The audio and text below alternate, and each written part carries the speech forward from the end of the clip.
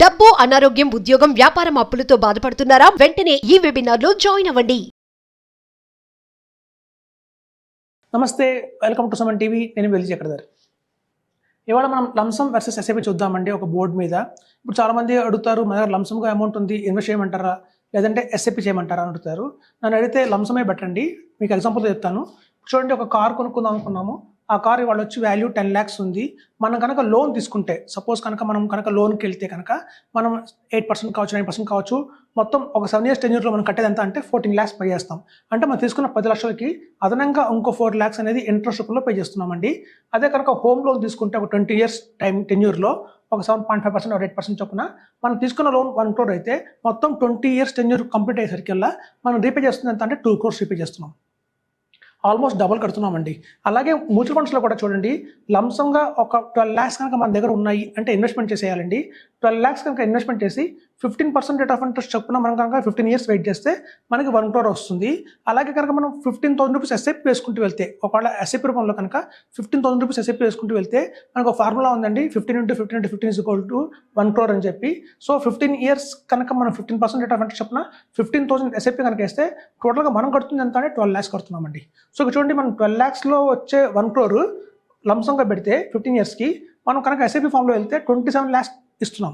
అంటే అదనంగా దగ్గర 15 లక్షలు కడుతున్నాం. అంటే సంవత్సరానికి 1,00,000 రూపాయలు అదనంగా కడుతున్నాం. సో కాబట్టి మనం చెప్పేది ఏంటంటే, ఎవరి దగ్గర అయితే అమౌంట్ లేదో, ఒక మిడిల్ క్లాస్ ఇన్కమ్ ఉన్న వాళ్ళకి 30,000 రూపీస్ శాలరీ వస్తుంది, అన్ని ఖర్చులు పోయాక ఒక 3 ఏళ్ళు మిగులుతుందంటే వాళ్ళు ఎస్ఐపి చేయాలండి.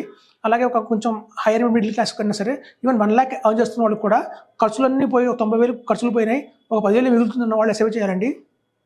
అంతేకాని ఒక బిజినెస్ మ్యాన్ కానివ్వండి, ఒక ఇండస్ట్రియలిస్ట్ కానివ్వండి, లేదా ఒక ఎన్ఆర్ఐ కానివ్వండి, ఎవరి దగ్గర అయితే లంసంగా అమౌంట్ అవైలబిలిటీలో ఉంది అంటే మాత్రం వాళ్ళు ఎస్ఐపి కలకండి. లంసంగా ఇన్వెస్ట్మెంట్ చేయండి. లంసంగా ఇన్వెస్ట్ చేస్తేనే మనకి అత్యధిక లాభాలు అయితే వస్తాయి మార్కెట్లో. చూడండి, 2011 వేరు, 2013 వేరు, 2008 వేరు. ఆ టైంలో మార్కెట్ పడింది అంటే మాత్రం మళ్ళీ రికవర్ అవడానికి చాలా టైం పట్టేది.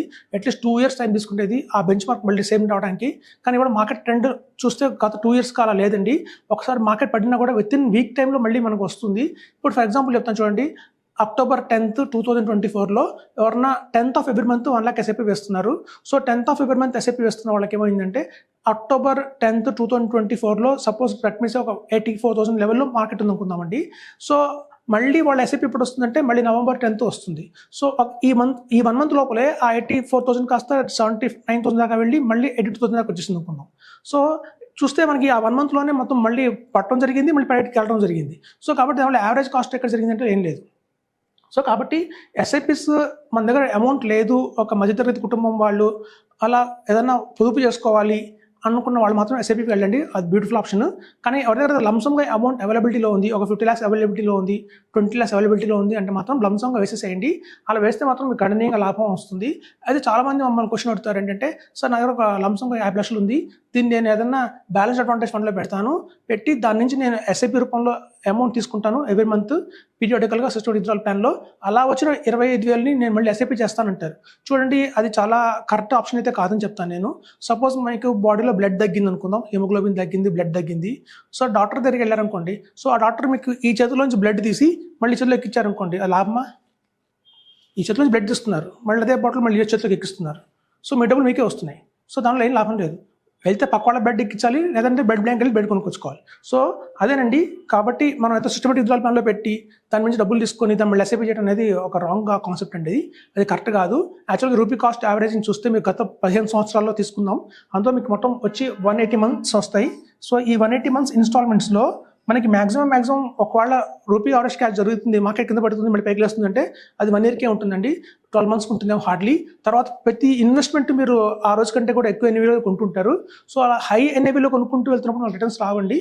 సో కాబట్టి మనం చెప్పేది ఏంటంటే, మీ దగ్గర కనుక అమౌంట్ 50 lakhs బిలో ఉంటే మార్క్స్ కన్నా వెళ్ళండి, లేదంటే మనకి ఇట్లా లంసంగా ఇన్వెస్ట్మెంట్ చేయండి. ఆల్వేస్ అది అడ్వైజబుల్ ఉంటుంది. డబ్బులు ఉంటే మాత్రం, ఒకవేళ మన దగ్గర మనీ లేదు అంటే మనం ఎస్ఐపి ఆప్షన్కి వెళ్ళొచ్చు. సో ఒకవేళ 50 lakhs అబోవ్ ఉంటే మాత్రం మనకి మ్యూచువల్ ఫండ్స్ కంటే కూడా పిఎంఎస్, స్మాల్ కేస్ అవన్నీ బెస్ట్ ఆప్షన్స్గా చెప్తున్నాను. సో కాబట్టి ఏంటంటే, మీరు చూడండి, మనకి ఎంత ఎక్కువ ఇక్కడ ఇంట్రెస్ట్ కడుతున్నాం. సరే, ఇక్కడ 10 lakhs కార్కి 4 lakhs ఎలా ఎక్స్ట్రా కడుతున్నామో, అలాగే హోమ్ లోన్లో 1 crore హోమ్కి ఇంకో 1 crore ఎలా ఇంట్రెస్ట్ కడుతున్నామో, ఇక్కడ మీరు ఇంట్రెస్ట్ కడుతున్నారు. ఆల్మోస్ట్ 15 lakhs మీరు ఎక్కువ ఇంట్రెస్ట్ కడుతున్నారు సేమ్ 1 crore కార్పస్ కోసం. సో మీకు 12 lakhs లంసంలో పెట్టే కన్నా 27 lakhs ఎస్ఐపి రూపంలో వెళ్ళడం బెటర్ అని ఆలోచించండి. ఒకవేళ మీ దగ్గర ఈ అమౌంట్ కనుక ఉంటే మాత్రం లంసంగా వేసేయండి. ఆ మిగిలిన అమౌంట్ మీరు ఏదైనా వెళ్ళొచ్చు, టూర్స్కి వాటికి వెళ్ళొచ్చు. అంతేకాని మనకు చూడండి ఉన్నది ఒక లైఫ్, మొత్తం ఇన్వెస్ట్మెంట్ కాకుండా కొంచెం అదర్ తీసుకొని మనం స్పెండ్ చేయాలి కాబట్టి, సో మీ దగ్గర లంసంగా ఉంటే మాత్రం ఇన్వెస్ట్ చేసేయండి. ఏదైనా ఎక్స్ట్రా ఉంది మాకు వల్ల కావట్లేదు అంటే మాత్రం ఎస్ఐపికి వెళ్ళండి. సో నా రికమెండేషన్ అయితే స్ట్రాంగ్గా లంసంకి వెళ్ళమని చెప్తాను. మార్కెట్ హైలో ఉందో డౌన్లో ఉందో చూడండి. మీ కనుక 5 years టెన్యూర్ ఉంది, 10 years టెన్యూర్ ఉంది అంటే మాత్రం ఖచ్చితంగా లంసంకి వెళ్ళండి. మార్కెట్ ఎంత కరెక్ట్ అయినా కూడా అంతకన్నా డౌన్కి వెళ్ళదు, పైకి వెళ్తుంది. ఇప్పుడు మన ఇండియన్ ఎకానమీ చాలా స్ట్రాంగ్గా ఉంది. 2040 దాకా కూడా బుల్ రన్ ఉంటుంది తప్ప అందులో నెట్ రాదు మనకి. సో మాక్సిమం 5 times ఎక్స్పెక్ట్ చేస్తున్నాము. సో ఇట్లాంటి ఒక గోల్డెన్ ఆపర్చునిటీలో మాత్రం మీరు వదులుకోకండి. లంసంగా ఎంత పాసిబిలిటీ ఉంటే అంత పాసిబిలిటీలో ఇన్వెస్ట్ చేయండి. ఇప్పుడు చూడండి 2040 తర్వాత మార్కెట్ పెరుగుతుందని పెరుగుతుంది. మార్కెట్ పెరిగినా కూడా రిటర్న్స్ అలా రావండి, డబుల్ డిజిట్ అయితే మనం ఎక్స్పెక్ట్ చేయలేము. ఓన్లీ యూఎస్ ఎకానమీ లాగా 8%, 9% వస్తుంది మనకు కూడా. సో కాబట్టి ఇది ఒక మంచి ఆపర్చునిటీ అండి. ఇట్లాంటి గోల్డెన్ టైంలో మన దగ్గర డబ్బులు ఉంటే కూడా ఎస్ఐపి వేయకూడదు. డబ్బులు ఉంటే మాత్రం అవకాశం ఉంటే మాత్రం ఎన్ఆర్ఐస్ కావచ్చు, ఇండస్ట్రియలిస్టులు కావచ్చు, డాక్టర్స్ కావచ్చు, ఎవరి దగ్గర అయితే ఉంటుందో అమౌంట్ బల్క్గా లంసంగా ఇన్వెస్ట్ చేయండి. అలా అని చెప్పి మ్యూచువల్ ఫండ్స్లో మీరు ఒక 30 funds, 40 funds కొనుక్కోండి, 12 funds కొనుక్కోండి. మార్క్స్ ఒక టూల్స్ ఉంటాయి, కొన్ని టూల్స్ 5 funds మించుకోండి. 5 fundsలో కూడా ఒక కాంట్రా ఫండ్, ఒక మిడ్ క్యాప్, ఒక స్మాల్ క్యాప్, ఒక ఫ్లెక్సీ క్యాప్, అలా 5 తీసుకోండి. బెస్ట్ ఆఫ్ ద బెస్ట్ చాలండి. మోర్ దాన్ 5 ఉన్నాయంటే మాత్రం మనకు డైల్యూట్ అయిపోతుంది రిటర్న్. ఎందుకంటే ఒక్కొక్క ఫండ్లో హౌస్లో వచ్చి స్టాక్స్ 9 నెంబర్ ఉంటాయి. ఒక ఫ్లెక్సీ క్యాప్ తీసుకోండి, మీకు తెలియకుండానే 150 stocks కొంటున్నారు. అలా మీరు 5 funds కొన్నారంటే 500 stocks ఈజీగా ఉంటాయి. మీరు బియాండ్ దట్ వెళ్ళారంటే మాత్రం 700 stocks, 800 stocks, 1000 stocks కొంటున్నట్లు లెక్క. సో 1000 stocks మీరు పెట్టారంటే అందులో రిటర్న్స్ అయితే రావండి. క్వాలిటీ ఉంటే ఓన్లీ 50-60 stocks మాత్రమే ఉంటాయి. సో కాబట్టి మనం కనుక మ్యూచువల్ ఫండ్స్లో ఎప్పటిదాకా వెళ్ళాలి అంటే కేవలం 50 lakhs వెల్త్ అక్యుములేట్ అయ్యేంత వరకే. వన్స్ 50 lakhs వెల్త్ అక్యుములేట్ అయింది అంటే నెక్స్ట్ ప్రీమియర్స్కి వెళ్ళిపోండి అని స్ట్రాంగ్గా చెప్తున్నాను. సో ఇదండి లంసమ్ వర్సెస్ ఎస్ఐపి. మనం కనుక ఎస్ఐపి మోడ్లో వెళ్తే అత్యధికంగా 15 lakhs ఎక్స్ట్రా కడుతున్నాము. ఇది తెలుసుకున్న తర్వాత మీరు ఎస్ఐపి చేయాలా వద్దని థింక్ చేయండి. Thank you.